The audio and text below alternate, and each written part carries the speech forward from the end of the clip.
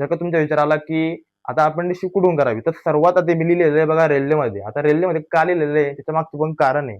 जेव्हा केव्हा ग्रुप डीची भरती येत असते, त्या ग्रुप डीच्या भरतीमध्ये तुम्हाला डायरेक्ट 20% सीट डायरेक्ट रिझर्व्ह असतात. म्हणजे सपोज जर का तुम्हाला 1,00,000 भरती तिथं निघाली रेल्वे ग्रुप डी मध्ये, तर तुम्हाला 20% म्हणजे 20,000 जागा आहे. तुमचे स्पेशल कोटा असतो ते पण एन-एस-सी सर्टिफिकेट ज्यांच्याकडे असणार आहे त्या विद्यार्थ्यांसाठी, ते पण रेल्वेमध्ये. ठीक आहे. असं नाही की तुमच्या ट्रान्सकोमध्ये अपेंडिसशिप झाली असेल, जनको अपेंडिसशिप झाली असेल, तर तुम्ही तिथं त्या कोट्यामध्ये येशील, तसं नसतं. जर का तुम्ही रेल्वेमध्ये प्रॉपर अपेंडिसशिप केली असेल, एन-एस-सी सर्टिफिकेट असेल, तर तिथं तुम्ही त्या 20% सीट रिझर्व्ह कोट्यामध्ये तुम्ही बसत असतात. तर हा पॉइंट तुम्ही लक्षात ठेवायचा.